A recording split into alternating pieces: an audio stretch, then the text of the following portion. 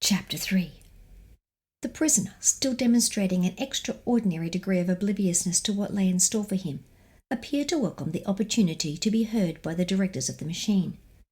Menisi, leaning back in his chair, studied the man thoughtfully, giving only partial attention to what was said.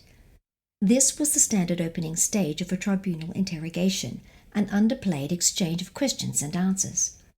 Innocuous as it seemed, it was part of a procedure which had become refined almost to an unvarying ritual, a ritual of beautiful and terrible precision which never failed to achieve its goals.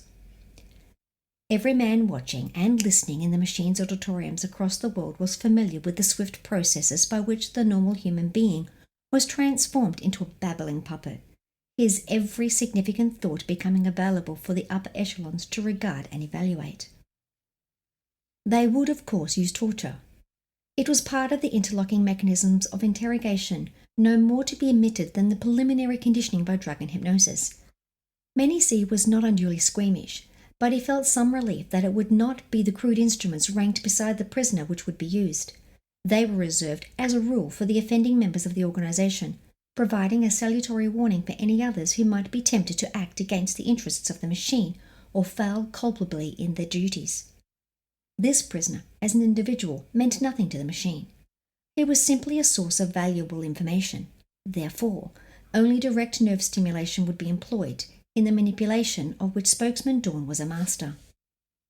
So far, the spokesman had restricted himself to asking the prisoner questions, his voice and manner gravely courteous.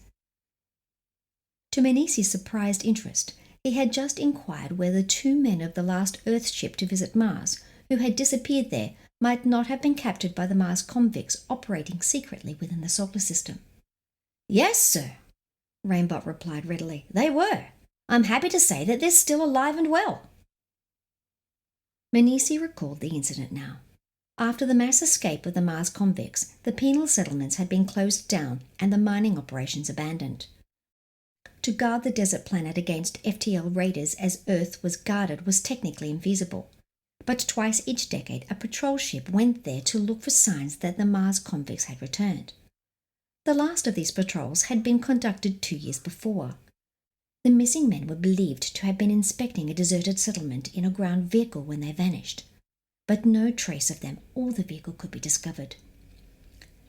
Administrator Bradshaw, seated to the spokesman's left, leaned forward as if to speak, but then sat back again. Menisi thought that Rainbolt's blunt admission had angered him. Bradshaw, white-haired and huge in build, had been for many years the nominal head of the machine, but in practice, the powers of the administrator were less than those of the spokesman, and it would have been a breach of protocol for Bradshaw to intervene in the interrogation. Dawn appeared to have noticed nothing. He went on. "What was the reason for capturing these men?" "It was necessary," Rainbolt explained, "to find out what the conditions on Earth were like at the present. At the time, we didn't want to risk discovery by coming too close to Earth itself, and your 2 men were able to tell us all we needed to know." "What was that?" the spokesman said.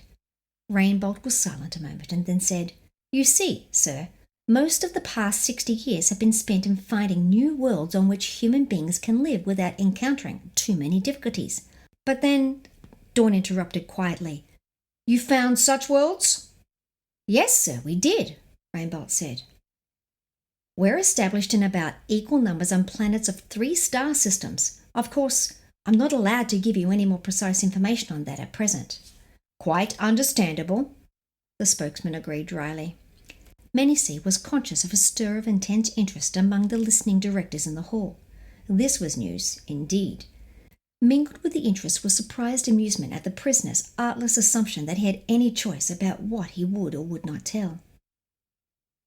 "But now that we're established," Rainbolt went on, apparently unaware of the sensation he had created, "our next immediate concern is to resume contact with Earth. Naturally, we can't do that freely while the machine remains in political control of the planet. We found out from the 2 captured men that it still was in control.